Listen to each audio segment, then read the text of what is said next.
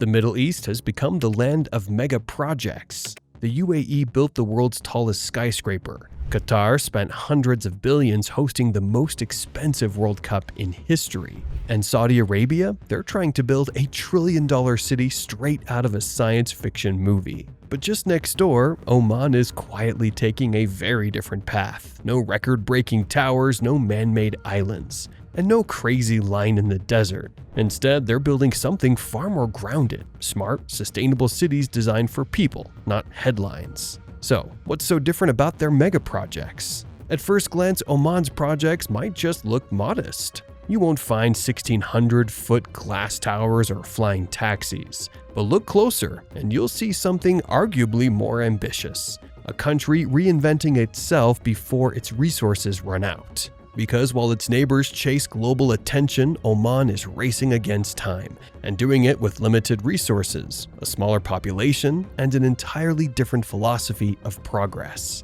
Today, we're exploring how Oman plans to build its future differently, from entire ecosystems of parks, trees, and canals that they call green spine neighborhoods, to self-sufficient smart cities that could redefine what development in the desert looks like. To understand where Oman is headed, we have to see where it started. Just 50 years ago, this place looked nothing like what you see today, and it definitely won't look the same 50 years from now. More on that later though. Back in 1970, Oman had fewer than 13 miles of paved roads. Most people lived without electricity or clean water. Then came Sultan Qaboos, a ruler with a vision not for spectacle, but for stability. While other Gulf states built cities that look like Manhattan in the desert, he wanted Oman's growth to blend with its mountains and coasts. He banned high-rises that would block the skyline and pushed architecture that reflected the country's natural beauty. Even today, Muscat's tallest building is only 16 stories tall. The city feels calm,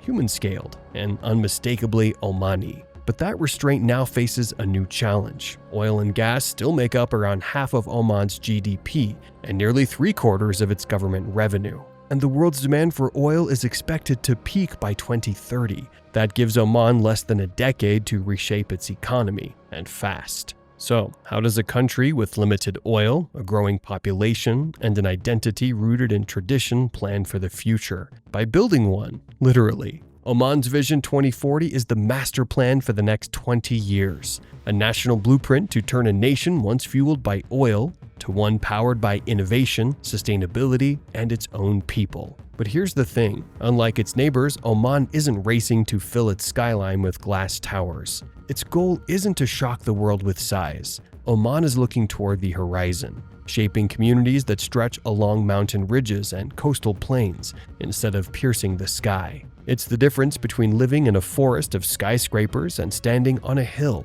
overlooking a sea of whitewashed buildings, mosques, and palm trees swaying in the wind. To make that happen, the government didn't just call in foreign planners. They asked everyone, from teachers and engineers to fishermen and market vendors, what kind of future they wanted. And what came out of that massive consultation was clear. People wanted opportunity, sustainability, and better lives without losing the character that makes Oman unique. So, Vision 2040 focuses on people and potential. Education reforms are already reshaping schools to teach digital literacy, robotics, and creative problem solving. New industries, from green energy and logistics to tourism, are being built to reduce reliance on oil. And every new development is designed with sustainability in mind, from water recycling to renewable power grids. And it's not just about buildings, even though they're really cool. Imagine walking through a new Omani city where mountain air meets solar-powered streetlights,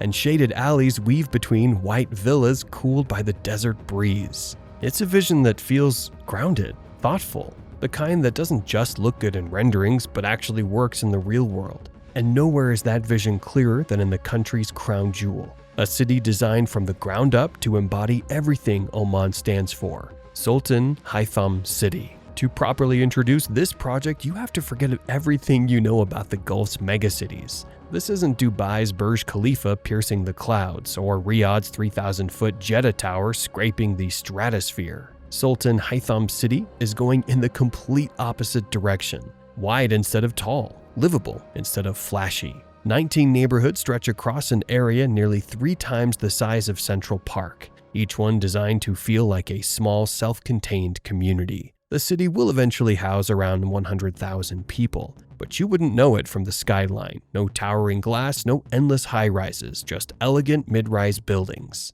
shaped around the landscape, not over it. Muscat, Oman's capital, has already started experimenting with smart infrastructure, like 13,000 LED streetlights that adjust brightness automatically, cutting power use by up to 85%. Sultan Haitham city is taking that idea and scaling it to an entire district. Sensors will monitor everything from air quality to traffic flow, helping the city breathe, adapt, and evolve in real time.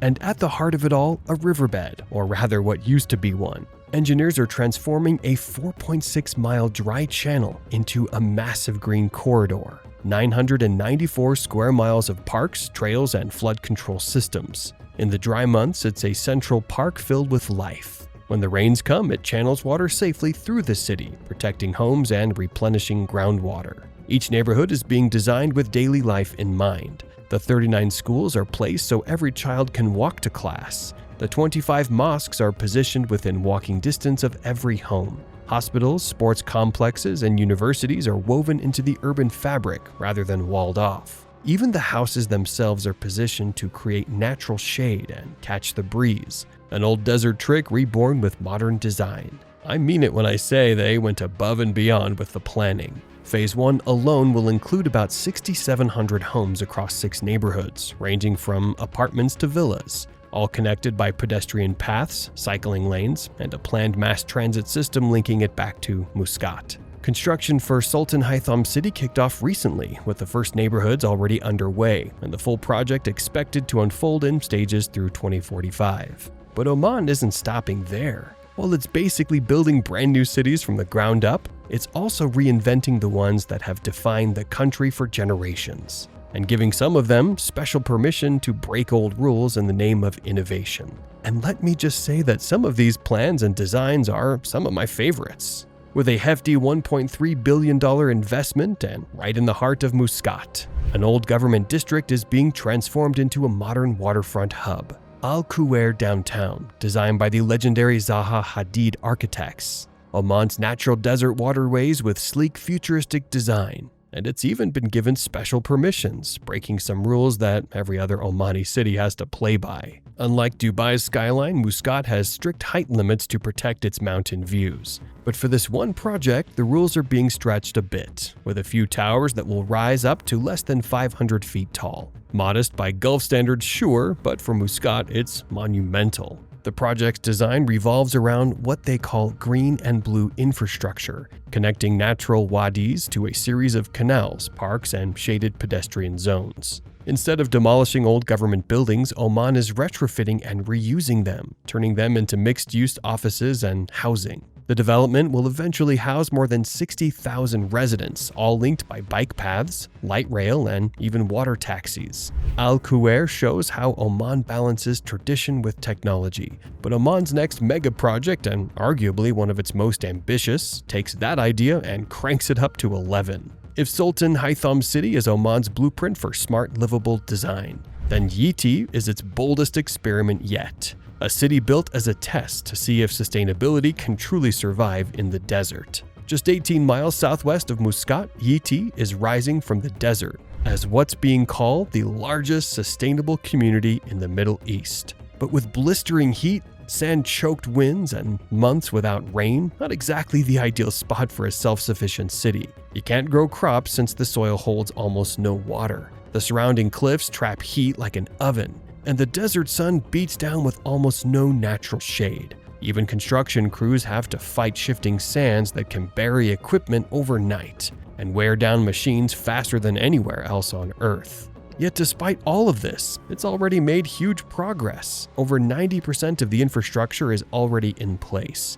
and the first wave of homes sold out almost instantly. By 2026, the city will be fully up and running. Every building here runs on renewable power, solar, wind, and energy recovered from waste. Nothing goes to landfills if it can be reused, recycled, or turned into energy. The goal? To cut each resident's carbon footprint by nearly 80%, compared to a typical Omani home. And they're not stopping there. Yiti is aiming for something no one expected: food self-sufficiency.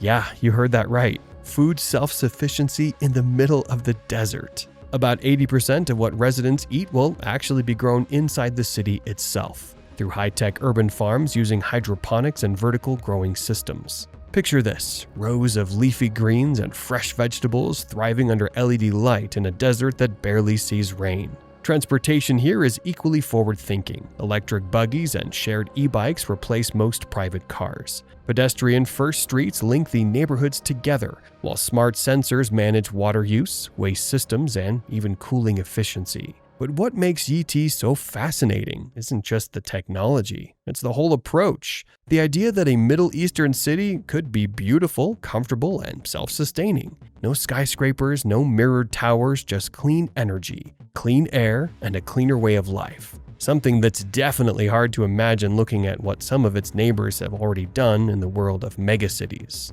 Because when you compare Saudi Arabia's building with the line or the kind of futuristic skyline you see in Dubai, the difference isn't just in how these cities look, it's in the reason they exist. Oman isn't chasing records or headlines. It's preparing for a future where oil, the lifeblood of Gulf economies, won't last forever. And that's where Vision 2040 comes in. It's not just a plan on paper. It's Oman's way of rewriting its future before the clock runs out. As oil revenues start to shrink, the country's already pivoting toward tourism, logistics, and renewable energy. And the results are already starting to show. In 2023 alone, Oman saw a 41% jump in tourism, welcoming over 3 million visitors drawn by its mountains, ancient forts, and coral-lined coast. By 2040, tourism is projected to make up 10% of the nation's GDP. Oman's mountains, deserts, and turquoise coastlines have quietly become a magnet for travelers who want the beauty of the Gulf without the chaos.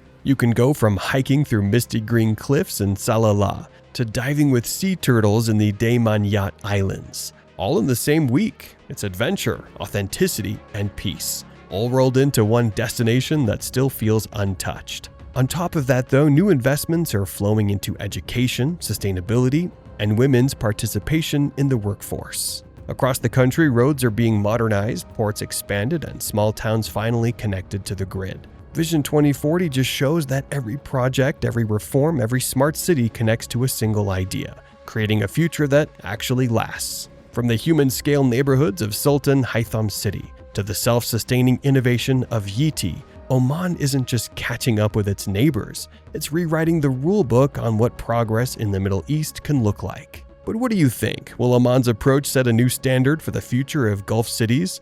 Will its neighbors adopt some of their strategies? And would you want to eventually take a quick trip to check out some of these places? Let us know in the comments. And if stories like this make you think differently about how we design our world, make sure you've subscribed. We're breaking down the cities shaping the future one blueprint at a time.